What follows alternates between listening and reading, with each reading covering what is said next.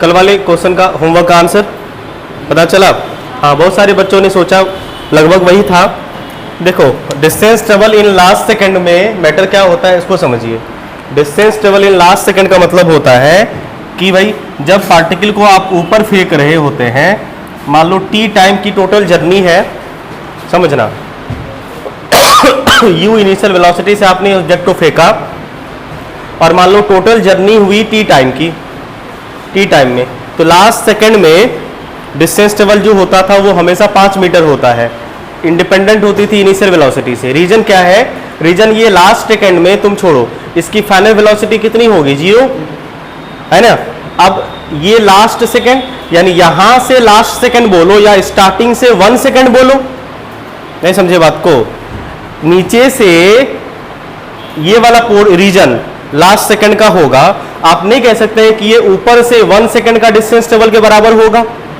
नीचे से जितना लास्ट सेकंड में डिस्टेंस ट्रेवल होगा उतना ही डिस्टेंस ऊपर से 1 सेकंड में डिस्टेंस ट्रेवल होगा, और ऊपर से 1 सेकंड में डिस्टेंस ट्रेवल के लिए तुम्हारे पास टाइम 1 सेकंड है। बोलो, तुम्हारे पास टाइम 1 सेकंड है ना। इनिशियल वेलोसिटी तुम्हारे पास 0 और जी ही रहा, 10 रहा। अब बोलो ये, हाँ बाबू, हाँ सही है। इसको कल वाला आंसर समझ लो। तो लास्ट सेकंड में जो होता है डिस्टेंस ट्रेवल, वो किसी भी बॉडी के द्वारा कुछ भी हो, 1 ही सेकंड आएगा ना। लास्ट सेकंड वाला स्टार्टिंग से जो टाइम आएगा वो 1 ही सेकंड होगा, जो कि किसी पे इनिशियल वेलोसिटी पे डिपेंड करेगी ही नहीं। मतलब distance travel by the body in 1 second, किस मोशन में? वर्टिकली डाउनवर्ड मोशन के लिए। ये क्या है? वर्टिकल डाउनवर्ड मोशन में distance travel by the body in 1 second क्या होगा? ऑलवेज भी 5 मीटर नहीं होगा। इनिशियल वेलोसिटी 0, ए का वैल्यू प्लस जी मतलब 10, बोलो, और टाइम तुम्हारे पास कितना है? 1 सेकंड। तो बताओ, s equal to u t plus half a t square लगाओगे, मतलब s equal to half a t square. बोलो, हाफ ए की जगह पे 10 और टी की जगह पे 1, देखो ऑलवेज भी 5। आई बात समझ में? तो distance travel by the body in last second in vertically upward motion में वो इक्वल होता है किसके? Distance travel by the body in 1 second in downward motion, in downward motion, जो कि हमेशा बराबर होती है। वही बात होती है, ये फिक्स। तो इसीलिए आप किसी भी ऑब्जेक्ट को जब नीचे से किसी भी वेलोसिटी से फेंकते हैं वो फिक्स होता है, जिसका वैल्यू हमेशा कितना आएगा? 5 मीटर आएगा। यही बात था ना। चलिए, रीजन समझ में आया कल वाले का? चलो, अब देखो ये सवाल क्या है। इस सवाल को पहले हम लोग ट्रेडिशनल मेथड से बनाते हैं ताकि आपको ये मैटर समझ में आ जाएगा। कहानी समझते हैं। ये कह रहा है कि एक बॉल को ऊपर से ड्रॉप किया गया है, नहीं, यहाँ पे दोनों मोशन साथ साथ हो रही है, समझना। एक बॉल को ऊपर से ड्रॉप किया गया है, एक गेंद को ऊपर से ड्रॉप किया गया। इस गेंद को ऊपर से ड्रॉप जब करेंगे, ऊपर से अगर ड्रॉप करेंगे तो इसकी इनिशियल वेलोसिटी कितनी होगी? 0 हो जाएगी। और एट द सेम टाइम, उसी टाइम में उसी गेंद को, किसी दूसरे गेंद को, 2 गेंद है आपके पास, 2 आदमी है, एक ऊपर से छोड़ रहा है और एक नीचे से फेंक रहा है। तो कुछ इनिशियल वेलोसिटी इसकी होगी, मान लीजिए u है, ठीक है। और ये कितना है? 50 मीटर पर सेकंड से, 50 मीटर पर सेकंड से किसी ऑब्जेक्ट को ऊपर की तरफ फेंका गया और उसी टाइम पे एट द सेम इंस्टेंट, उसी समय में एक बॉल को ऊपर से छोड़ा गया है। तो बताओ क्या होगा कि कहीं ये बॉल ऊपर जा रहा है और ऊपर वाला बॉल नीचे आ रहा है। एक ऐसा पोजीशन या टाइम आएगा, एक ऐसा पोजीशन या टाइम आएगा जहां पे दोनों बॉल का मिलन होगा, टाइम ऑफ कोलिजन या टाइम कोलाइडिंग या जो भी कहे। वो हमें टाइम पता करना है या हमें वो डिस्टेंस पता करना है नीचे से कितनी दूरी पे इन दोनों बॉल का मिलन होगा। आपको नहीं लग रहा है कि एक ऊपर से गिर रहा है और नीचे से फेंक रहे हैं, तो कहीं पे तो दोनों मिलेगा ना। वो पोजीशन क्या है निकालना हमें। क्वेश्चन यही ना है, क्वेश्चन समझ गए ना? कैसे निकालेंगे वो बात वाली बात है, ये समझ गए बात को। हमें ये पोजीशन बताना है कहां से। क्वेश्चन में पूछा गया है कि from the bottom of tower, tower के बॉटम से, मतलब आपको ये निकालना है, ये वाला हाइट निकालना है। क्लियर है? सीधी सी बात आप समझिए, टोटल हाइट का टावर क्या है, सॉरी टोटल टावर का हाइट कितना है, 100 मीटर है, 400 मीटर है, 400 मीटर है। अब ये 400 मीटर, कुछ ये गेंद जो नीचे गिर रहा है उन्होंने कुछ डिस्टेंस ट्रेवल किया, मान लो उन्होंने h1 डिस्टेंस ट्रेवल किया, और मान लो नीचे से जो गेंद जा रहा है उन्होंने कुछ डिस्टेंस ट्रेवल किया होगा, और मान लो उन्होंने कुछ डिस्टेंस ट्रेवल किया होगा h2। अच्छा अच्छे से बनाते हैं ड्राइंग, उल्टा समझ नहीं हो पा रहा है। क्वेश्चन मिटा दे, आप क्वेश्चन की जरूरत नहीं पड़ी है, ऑप्शन भी मिटा देते हैं। क्वेश्चन लिख लिया था सबने ना, हमें डाटा याद है, ड्राइंग अच्छे से बन जाएगा, समझ में अच्छे से आ जाएगा। देखो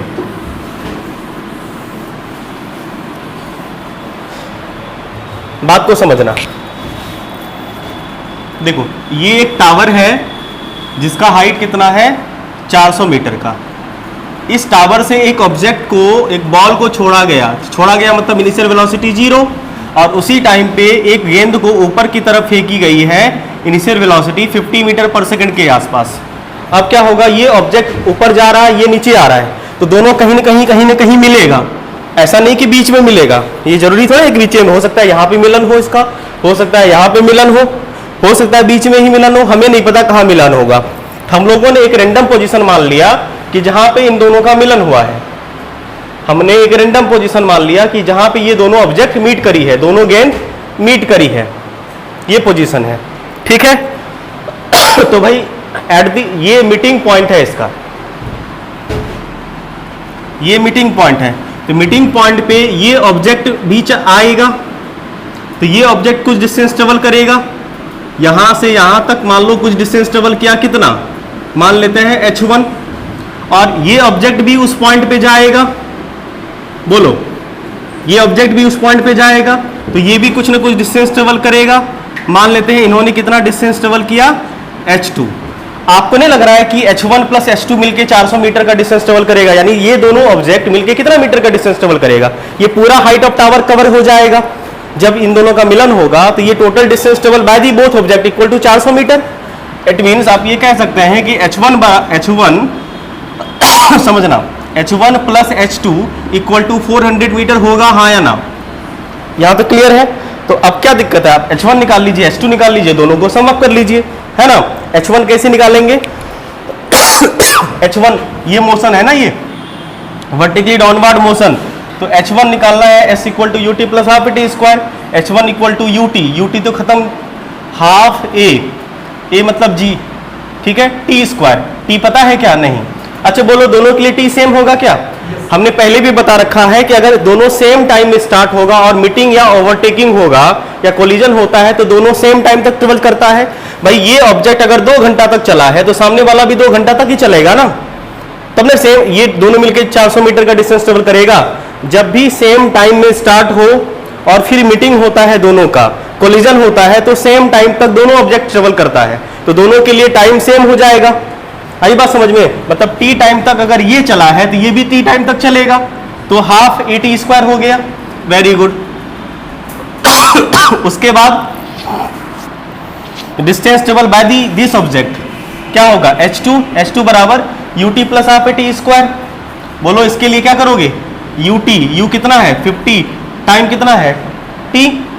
अब इसके लिए g का साइन क्या होगा, बोलो ये वर्टिकली अपवर्ड मोशन, g का साइन नेगेटिव होगा ना, तो minus half g t square. कोई दिक्कत, बोलो नहीं, दोनों को प्लस कर दीजिए, h1 प्लस h2 बराबर 400 मीटर होना चाहिए था ना।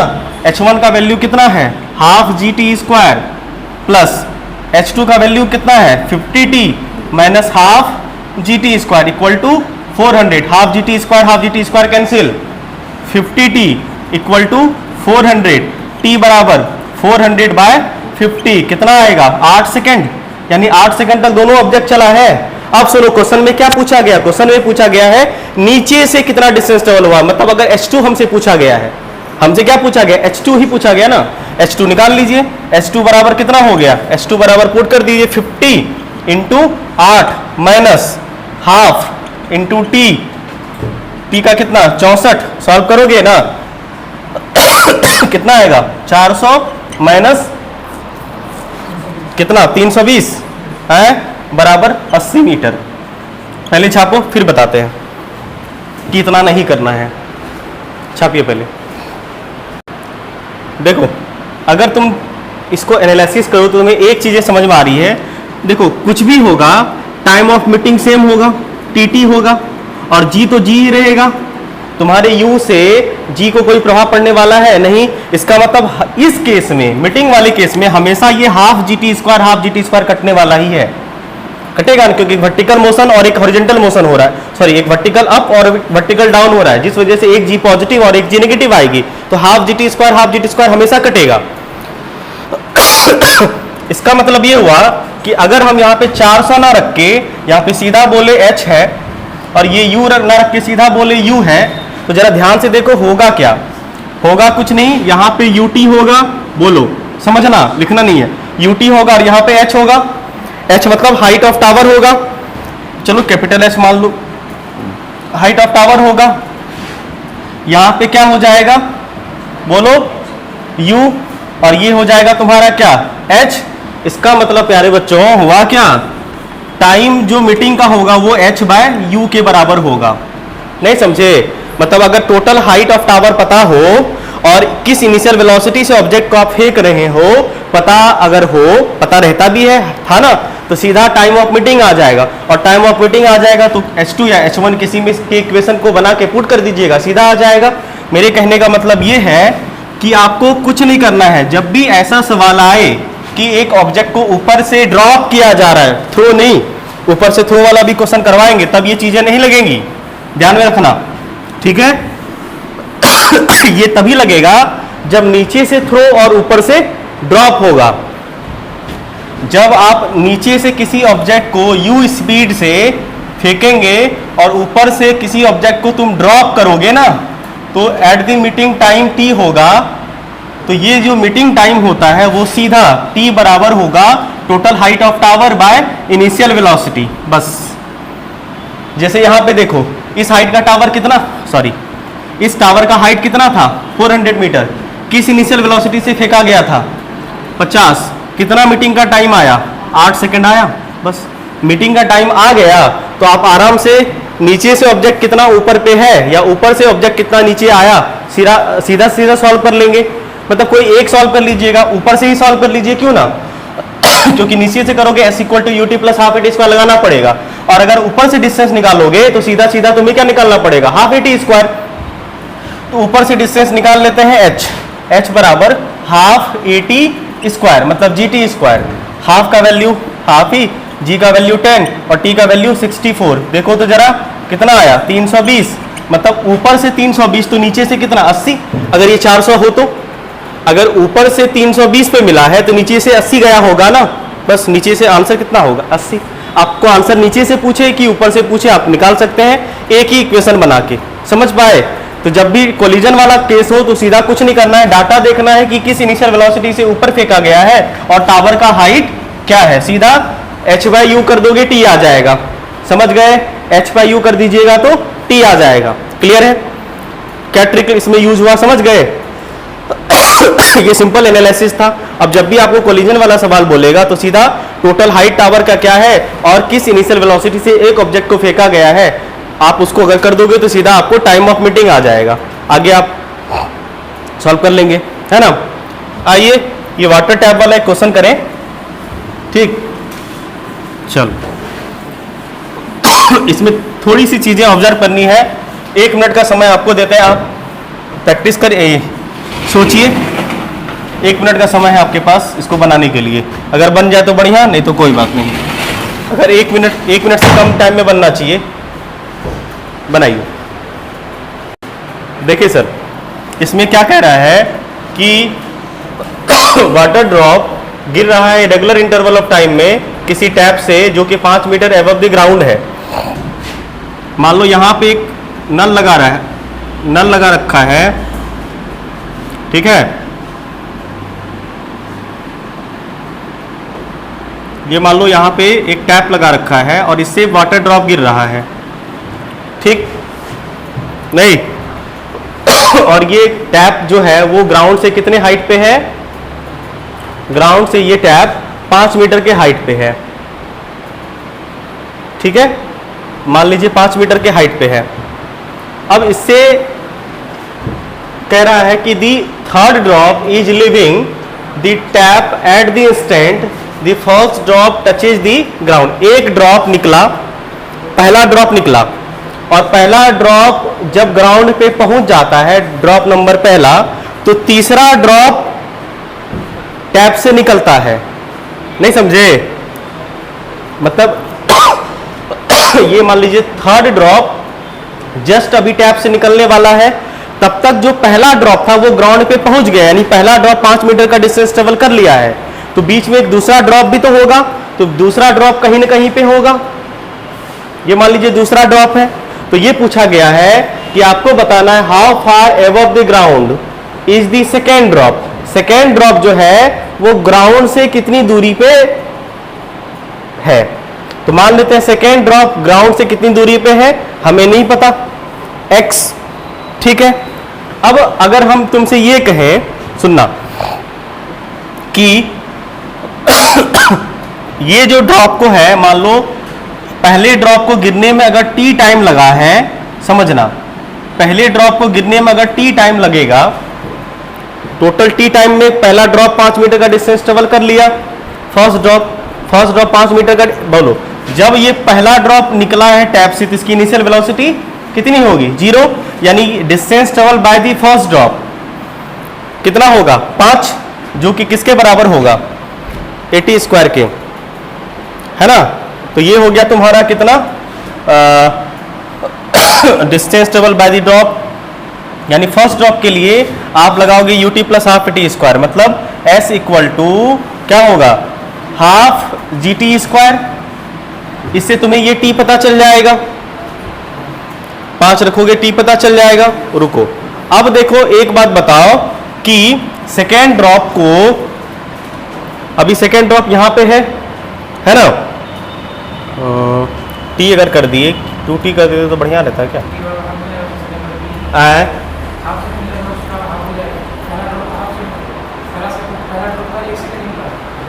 अच्छा, कितना आया? 1 सेकंड आया। अच्छा, ये टाइम 1 सेकंड आया है, तो ये 0.5 सेकंड होगा, 0.5 सेकंड होगा ना? मेरे कहने का मतलब ये हुआ कि यहां से यहां तक डिस्टेंस है तुम्हारा x, और ये टाइम क्या होगा? यहां से यहां तक का टाइम और यहां से यहां तक का टाइम कितना होगा? बोलो, टाइम हो जाएगा तुम्हारा हाफ हाफ। कैसे है? कोई बात नहीं,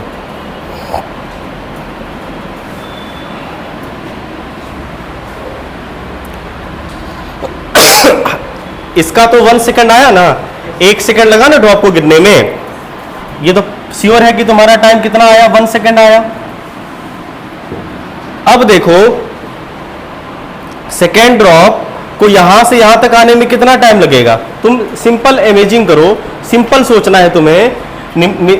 नॉर्मल सी बात है कि तीसरा ड्रॉप निकला तो पहला ड्रॉप ग्राउंड पे चला गया, तो दूसरा जो ड्रॉप होगा वो आधा टाइम तो कवर कर चुका है ना, क्योंकि जैसे चौथा ड्रॉप निकलेगा ये दूसरा ड्रॉप भी ग्राउंड पे पहुंच जाएगा।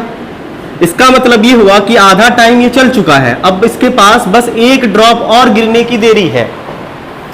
आई बात समझ में? इसका मतलब ये जो जर्नी है वो आधा t/2 की जर्नी कर चुकी है ये, मतलब अब इसको बचा हुआ टाइम कितना इसके पास हुआ? टोटल जर्नी अगर t 1 सेकंड की करनी थी, ये 0.5 सेकंड और जर्नी करेगा तो ये ग्राउंड पे पहुंच जाएगा। सिंपल सी बात है। तो इसके पास टाइम कितना हो गया? टाइम 0.5 सेकंड आ गया। अब आपको निकालना है x। x बराबर क्या होगा? इनिशियल वेलोसिटी तो इसकी भी 0 होगी, इनिशियल वेलोसिटी तो इसकी भी 0 होगी नहीं? तो चाहो चलो ये भी मान ऐसे कर सकते हो, तुम यहां से निकालोगे कि यहां से निकालोगे? x निकालना है तुम्हें ना। ये मान लो कि सेकेंड ड्रॉप कितना डिस्टेंस ट्रेवल किया, उसको बाद में 5 में से माइनस कर लेना, अच्छा रहेगा। अगर तुम डायरेक्ट x निकालना चाहोगे तो तुम्हें यहाँ पे वेलोसिटी निकालनी पड़ेगी। उससे अच्छा क्यों करें कि यहाँ से इनिशियल वेलोसिटी 0 है, हाफ GT² कर देंगे और वो डिस्टेंस को 5 में से माइनस कर देंगे तो x आ जाएगा। आई बात समझ में? ये मान लो h है तो h बराबर कितना हो जाएगा? h बराबर हाफ GT², GT 0.5। ये वाला टाइम भी तो 0.5 ही होगा ना, ये टाइम 0.5, ये टाइम 0.5 होगा। ठीक है, ये तो नहीं सोच रहे हो कि ये कहीं बीच में लटका हुआ है, बीच वाले पोजीशन पे है, ऊपर से 2.5 पे आया। आंसर इसका तो 3.75 है नीचे से ना। ये टाइम के लिहाज से t/2 टाइम पे है, डिस्टेंस के लिहाज से नहीं, मतलब ये बीच में नहीं है। नहीं समझे? जैसे कि जर्नी जो 1 सेकंड की हुई है उसमें से ये यहां से यहां तक आने में 0.5 सेकंड लगा है। हाँ, नहीं दिया हुआ है, यही तो तभी हम समझाए कि ये कैसे पता किए। तुम ही बोलो, ये 1 2 3 ड्रॉप की कहानी की गई है ना। क्या दिया हुआ है कि जब तीसरा ड्रॉप निकला तो पहला ड्रॉप ग्राउंड पे पहुंच गया है, दूसरा ड्रॉप कहीं बीच में होगा, बीच में कहीं होगा, तो पहला ड्रॉप को गिरने में कितना समय लगा? 1 सेकंड लगा है। तो बताओ अगर ये चौथा ड्रॉप निकलता यहाँ पे तो तीसरा ड्रॉप, तब तक दूसरा ड्रॉप तो गिर चुका होता। अगर यहाँ से टैप से चौथा ड्रॉप निकलेगा तो दूसरा ड्रॉप ग्राउंड को टच कर लेगा। इसका मतलब कहानी यहाँ से ये बना है कि ये जो आधा टाइम कंज्यूम कर चुका है, जो टोटल टाइम लगता है ना गिरने में, उसमें से ये हाफ टाइम गिर चुका है और सिर्फ इसके बाद रेगुलर इंटरवल ऑफ टाइम जो टैप से वाटर निकल रही है वो बराबर बराबर समय पे निकल रही है। किसकी? ड्रॉप की वेलोसिटी, ड्रॉप की सारी ड्रॉप की इनिशियल वेलोसिटी 0 है। इनिशियली जो टैप से ड्रॉप निकल रही है उसकी इनिशियल वेलोसिटी तो 0 ही होगी ना। इनिशियल वेलोसिटी तो हर ड्रॉप की 0 होगी ना। नहीं समझे बात को? नहीं समझे? यहाँ पे हाँ, निकाल के देखोगे तो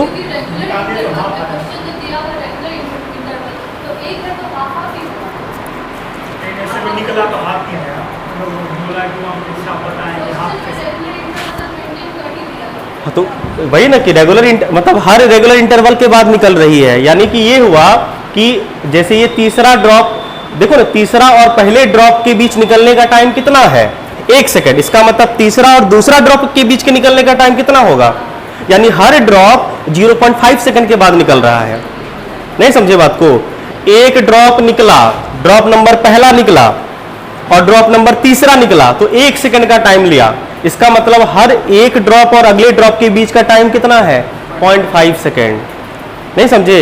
यानी हर ड्रॉप जो 10 टैप से निकल रही है वो 0.5 सेकंड के बाद निकल रही है। ठीक है, तो ये तीसरा ड्रॉप निकला तो दूसरा ड्रॉप यहां तक पहुंचने में 0.5 सेकंड का लिया होगा ना टाइम। समझे बात को? इसलिए ये टाइम हो गया आपका 0.5 सेकंड। तो h जब आप इसको सॉल्व करेंगे तो ये कितना आया? h कितना आया? 5 इंटू 0.25, तो ये हो गया आपका 1.25। लेकिन ये जो डिस्टेंस आया वो डिस्टेंस कहां से आया है? ये चीजें तुम्हें अपने आप समझनी है, सिचुएशन दे रखा है। तो यहां से हमने सॉल्व किया, ये हाइट आया है ऊपर से। हमसे पूछा गया है second drop from the ground, ground से वो कितना ऊपर है? तो ग्राउंड से ऊपर x है, तो x बराबर आपका क्या होगा? x बराबर 5 माइनस ऊपर से 5 माइनस h, तो 5 माइनस 1.25 सॉल्व करिएगा 3.75 मीटर। क्लियर है? 3.75 मीटर। क्या? चलिए अगला सवाल बनाइए फिर। कितना इसका है? 24.5। अगला क्वेश्चन बनाइए।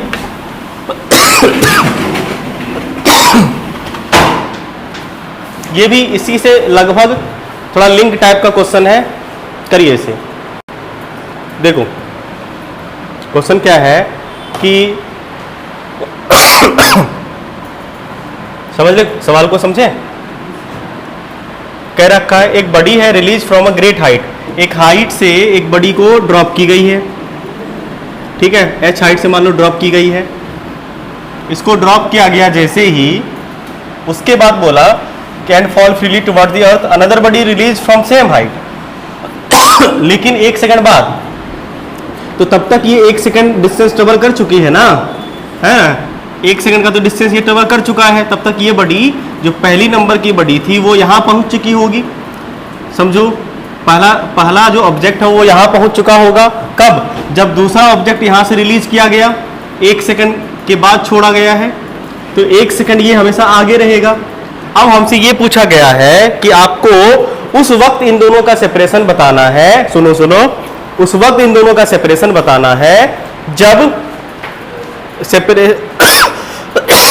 दोनों body, 2 bodies 2 second after the release, यानी 2 सेकेंड रिलीज के बाद। तो रिलीज के बाद जो 2 सेकेंड होगा तब तक इसके लिए पहली वाली बॉडी कितना 3 सेकेंड तक का डिस्टेंस ट्रेवल करेगी, और जो दूसरी वाली बॉडी है वो 2 सेकेंड का डिस्टेंस ट्रेवल कर लेगी। नहीं समझे? नहीं समझे? फिर से सुनो, फिर से सुनो। अब इनके बीच 1 सेकेंड का गैप हो गया ना, तो अब ये बताओ कि ये बोल रहा है कि जब रिलीज किया गया उसके 2 सेकेंड बाद तुम्हें, है ना, 2 second after the release of the second body, second body जब रिलीज किया गया उसके 2 सेकेंड के बाद दोनों बॉडी के बीच का सेपरेशन क्या होगा?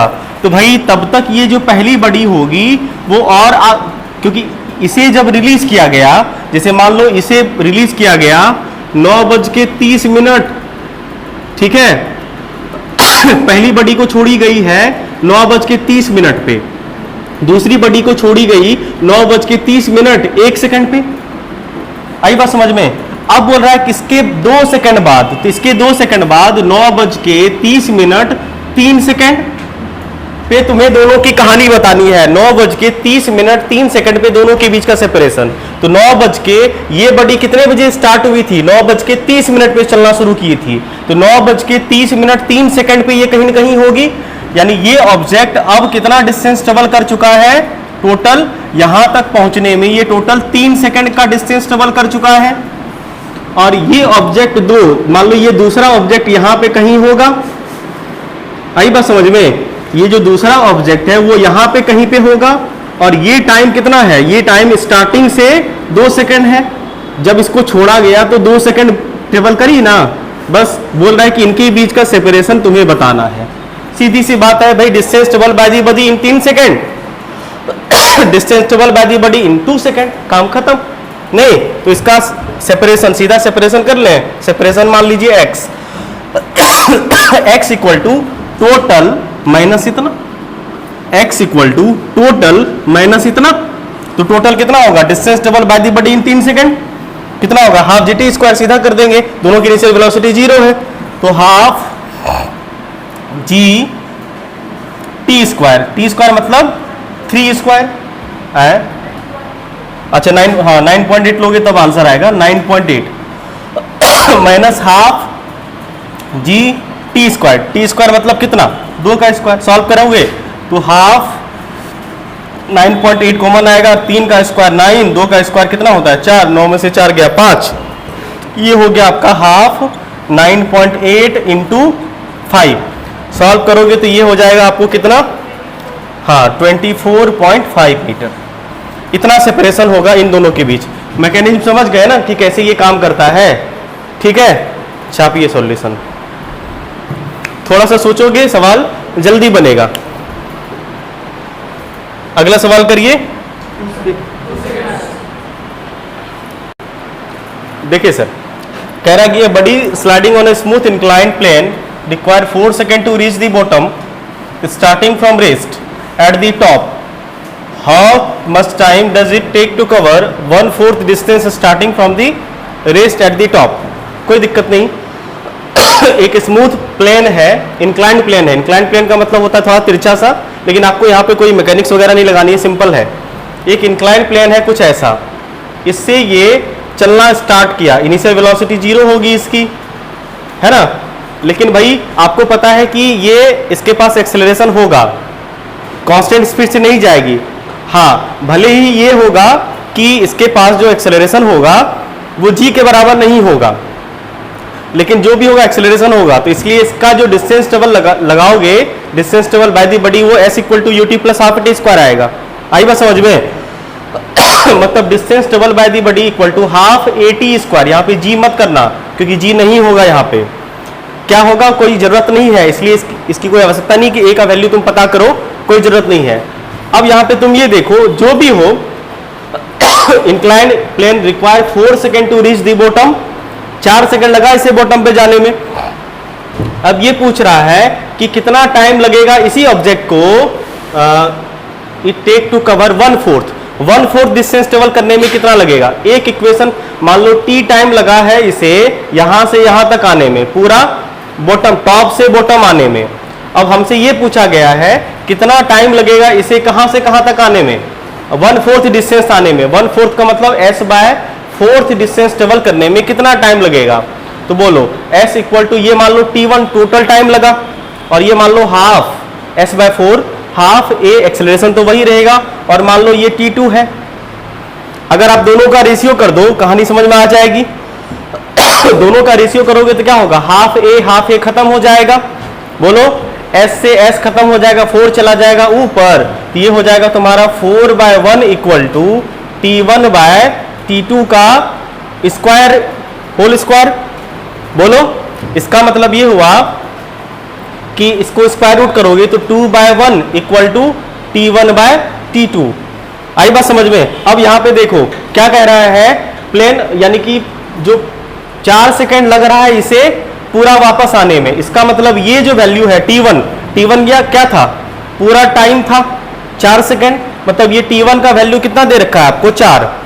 यहां पे पढ़ने से समझ में आया ना कि ये t1 4 सेकेंड क्या है, जब टॉप से बॉटम गया उसका टाइम। तो टॉप से बॉटम गया तो t1 माना था हमने, तो 2/1 इक्वल टू 4/t2। तो बताइए t2 कितना होगा, 4/2, मतलब 2 सेकंड आएगा ना सर। देखो 2 सेकंड आएगा, सिंपल है, सॉल्व कर लीजिए इसे। समझाना है फिर से तो बताओ। ये क्वेश्चन आपका होमवर्क है, इसको आप लोग घर बना के हमें आंसर बताइएगा, ठीक है। पढ़ देते हैं। Stone drop from a building of height h and it reaches the after t second. h height से किसी बॉल को फेंका गया, स्टोन को फेंका गया, तो 30 सेकेंड लगा वो अर्थ को पे पहुंचने में। फ्रॉम द सेम बिल्डिंग, अगर इसी बिल्डिंग से 2 स्टोन को थ्रोन, एक को ऊपर और एक को नीचे, विथ द सेम वेलोसिटी, एक को देखो ये थ्रोन वाला सवाल है, एक को ऊपर u वेलोसिटी से फेंक रहे हैं और एक को ऊपर से नीचे u वेलोसिटी से फेंक रहे हैं, तो दोनों में अलग अलग टाइम लगेगा। नीचे गिरने में अलग टाइम, ऊपर जाने में अलग टाइम लगेगा। तो भाई लग रहा है कि सेम वेलोसिटी u दे रीचेज दी अर्थ सरफेस आफ्टर t1, यानी कि जिसे अपवर्ड फेंका गया उसे t1 टाइम लगा है, गया अपवर्ड फेंका जाएगा, समझ रहे हो, अपवर्ड ऊपर जाएगा, ऊपर से फिर नीचे आएगा, तो वो टाइम t1 है। और जिसे ऐसे डाउनवर्ड फेंका गया है u वेलोसिटी से, उसको t2 टाइम लगा है अर्थ पे गिरने में, ठीक है। तो आपको रिलेशन एस्टेब्लिश करना है t और t1 t2 में, इन चारों में से कौन सा आंसर होगा। क्वेश्चन समझ गए, इसे घर में प्रैक्टिस करिएगा, ठीक है। चलिए आज के लिए इतना ही, मिलते हैं अगली क्लास में।